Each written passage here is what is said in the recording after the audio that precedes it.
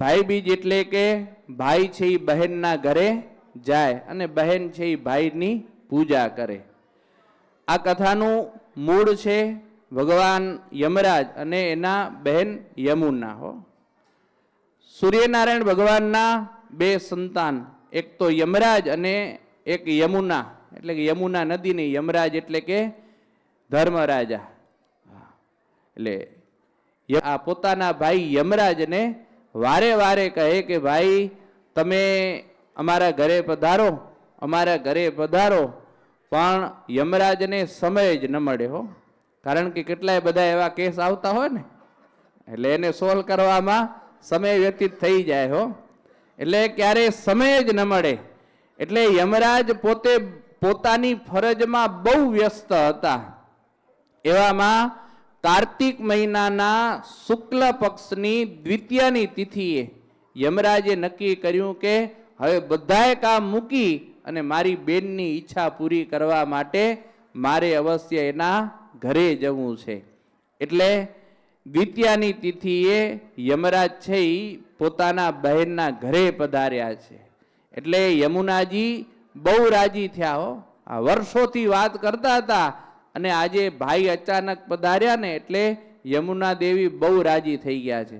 એટલે પોતાના ભાઈનું સ્વાગત કર્યું છે, પગ ધોયા અને તિલક કર્યું, પછી આરતી ઉતારી છે અને સરસ મજાનું પ્રેમપૂર્વક પોતાના ભાઈને વિવિધ પ્રકારના વ્યંજનો જમાડ્યા છે.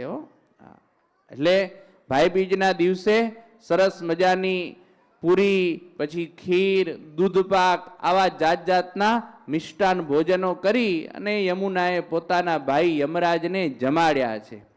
અને ભાઈ જમ્યા એટલે બહુ રાજી થયા છે. બેનનો જે પ્રેમ હતો ને એ પ્રેમ જોઈને ખૂબ રાજી થયા છે અને કીધું કે બહેન વરદાન માગી લે. આજે તું જે માગે ને એ તારો ભાઈ તને આજે વરદાન આપવા માટે તૈયાર છે. કે ત્યારે કહે છે કે ભાઈ હું જે વરદાન માગું એ તમે આપશો?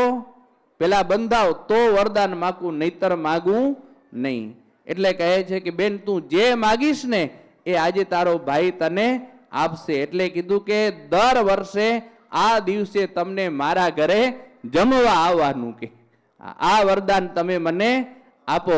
એટલે ભાઈ કહે છે બેન તે તો મને બાંધી લીધો, કે હા તને ખબર હું કેટલો બધો વ્યસ્ત હું, કે પણ તે માગ્યું છે અને હું બંધાણો છું. એટલે અવશ્ય ગમે તેટલા કાર્ય હશે એ બધા કાર્યને સ્ટોપ કરી અને આજના દિવસે હું તારા ઘરે અવશ્ય આવીશ. અને પછી યમરાજ કહે છે કે બહેન આજે તે મને બહુ આદર સત્કાર આપ્યો, માન આપ્યું અને પ્રેમથી ભોજન કરાવ્યું છે. તો હે બહેન સાંભળ, યાતુ ભોજયતે નારી ભ્રાતરમ યુગ્મકે તિથૌ અર્ચયેત્યાપી તાંબુલૈ નશા વૈ ધવ્યમાં પ્રુનાત. હે ભાઈ, હે બહેન, જે નારી ભાઈ બીજના દિવસે, આજના દિવસે કે ભાઈને જમાડશે, સરસ મજાના વિવિધ ભોજનો વ્યંજનો જમાડશે અને તાંબુલ આપી અને પ્રસન્ન કરશે ભાઈને, એ બહેનને ક્યારેય પણ વિધવાપણું આવશે જ નહીં. આવું મારું આજના દિવસે તને વરદાન છે. અને હે બહેન, જે ભાઈ પોતાના બહેનના ઘરે જઈ અને આ રીતે બહેન છે એ ભાઈની પૂજા કરશે, સ્નેહપૂર્વક એના ચરણ ધોશે અને એને તિલક લગાવશે, તો એની આયુષ્યની અંદર વૃદ્ધિ થાય એવી બહેન પ્રાર્થના કરશે, તો એને ક્યારેય યમલોકનો પણ ભય રહેશે નહીં અને એ ભાઈ છે એ હંમેશાને માટે સુખી રહેશે. એટલે આજના દિવસે જ્યારે ભાઈ બહેનના ઘરે જાય ને ત્યારે બહેનને એની આવી રીતે સરભરા કરી અને પોતાના ભાઈની આયુષ્યની અંદર વૃદ્ધિ થાય ને એવો બહેનને આજના દિવસે સંકલ્પ કરવાનો હોય છે. જ્યારે રક્ષાબંધન આવે ત્યારે જ્યારે ભાઈ છે એવો સંકલ્પ કરે છે કે હું મારી બેનની રક્ષા કરીશ, મારી બેનને કોઈ પણ હેરાન કરશે ને તો હું એને મૂકીશ નહીં. આવી રીતે રક્ષાબંધનના દિવસે ભાઈ હોય બહેનની સંપૂર્ણ જવાબદારી સ્વીકારે છે. એમાં આજના દિવસે એટલે કે યમદ્વિતીયાના દિવસે બહેનને એવો સંકલ્પ કરવાનો હોય છે કે મારા ભાઈની આયુષ્ય છે એ દીર્ઘ લાંબી આયુષ્ય થાય, એવી ભાવના આજના દિવસે બહેનને કરવાની હોય છે. એટલે કે ભાઈ બહેનના પ્રેમનું પ્રતીક એટલે આ ભાઈ બીજનો દિવસ કહેવાય છે. અને કારણોસર કદાચને જો ભાઈ બહેનના ઘરે ન પહોંચી શકે અથવા તો જે બહેનને કોઈ ભાઈ ન હોય તો એવું વિધાન છે કે એ દિવસે બહેન છે એ ચંદ્રમાને પોતાના ભાઈ ગણી અને ચંદ્રમાની પૂજા કરે છે. હો હા, એટલે બાળકો એમ કે જો ચંદ્રમામા ચંદ્રમામા, સમજે ને? હા, આવી એક વાતો છે. એટલે આજના દિવસે ભાઈ છે એ બહેનને માટે ભેટ પણ કાંઈક લઈ જાય અને બહેનને ભેટ આપી અને બહેનને સન્માનિત કરી અને રાજી પણ કરે છે. અને આ ભાઈ બીજનો તહેવાર એ તહેવાર આપણા કુટુંબને જોડનારો તહેવાર છે. પ્રેમ અને એકબીજા પ્રત્યે સુહૃદ ભાવ વધે એના માટેનો આ ભાઈ બીજનો તહેવાર છે. અને વેપારી લોકો હોય ને એ ચંદ્ર દર્શન પરથી આજના દિવસે તેજી અને મંદીનું અનુમાન કરે છે. હા, કે આ બીજના ચંદ્ર એ જે પ્રમાણેની કળા વધઘટ જે થતી હોય તો એ પ્રમાણે વેપારીઓ અનુમાન લગાવે કે આ વર્ષ સારું થશે કે નરસું થશે. એ બધું વેપારી કરતા હોય, વેપાર એને આવડતું હોય. બધા વેપારી જ છો પણ ચંદ્ર નહીં જોતા હો. હા, એ પણ એક જોવાની કળા છે. અને ચંદ્રમાં એ શીતળ દેવ છે. હો, સૌને શીતળતા આપે છે.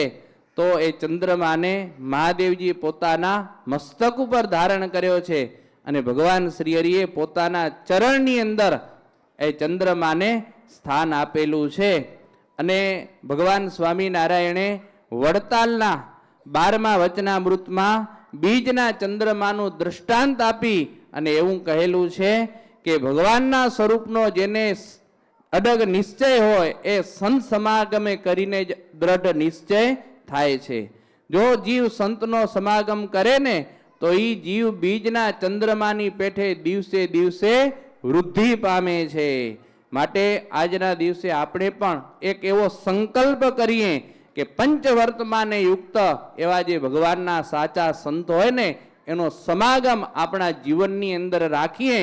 એક સંતને આપણે ગુરુ સ્થાનકે રાખીએ અને સંતના માર્ગદર્શન હેઠળ આપણે આપણી જિંદગી છે ને એને વ્યતીત કરીએ. હો, કારણ કે આજે લોકોને સારું અને સદુપદેશ દેનારા ગુરુ મળતા નથી, પણ જેને ગુરુ મળ્યા છે એને પોતાના મોટા ભાગ્ય માનવા કે મને ટોકનારા કોઈક ગુરુ મળ્યા છે. હો, તમે અવળે માર્ગે જાઓ કે અન્યાય કે અનીતિ આપણું મન છે, માણસ છીએ, હાલતે આપણે પડી જઈએ તો આપણે સાચી દિશાનું માર્ગદર્શન કોણ કરશે?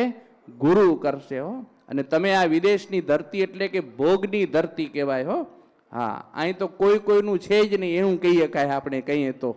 પણ જો એક જીવનની અંદર ગુરુ રાખેલા હોય ને તો એ ગુરુ આપણે માર્ગદર્શન ચિંતે. હો કે ભાઈ તું જે કાંઈ કર્મ કરે છે ને એ કર્મ સારું નથી કરતો, તું અન્યાયની દિશા ઉપર જાય છે, અનીતિ કરે છે, આ અનીતિ તને ક્યારે સુખી થવા દેશે નહીં. એટલા માટે આજના દિવસે જો આપણે આગળ વધવું હોય, બીજના ચંદ્રમાની જેમ ધીરે ધીરે પ્રકાશે યુક્ત થતા એ બીજનો ચંદ્રમા છે એ પૂર્ણિમા જેવો થઈ જાય મોટો. હો, એમ જો આપણા જીવનને પ્રગતિ તરફ વાળવું હોય તો આપણા જીવનની અંદર એક ગુરુ પણ અવશ્ય રાખવા, જેથી કરીને આપણું જીવન છે એ ઉર્ધ્વગામી બને.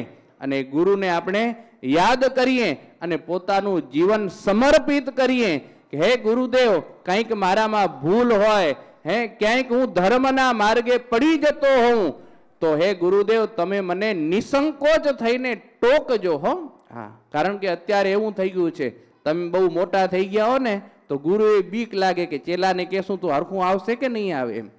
એટલે જે શિષ્ય હોય ને એને કહી દેવાનું કે ગુરુદેવ અમારી ભૂલ થાય ને તો તમે અમને ટોકજો.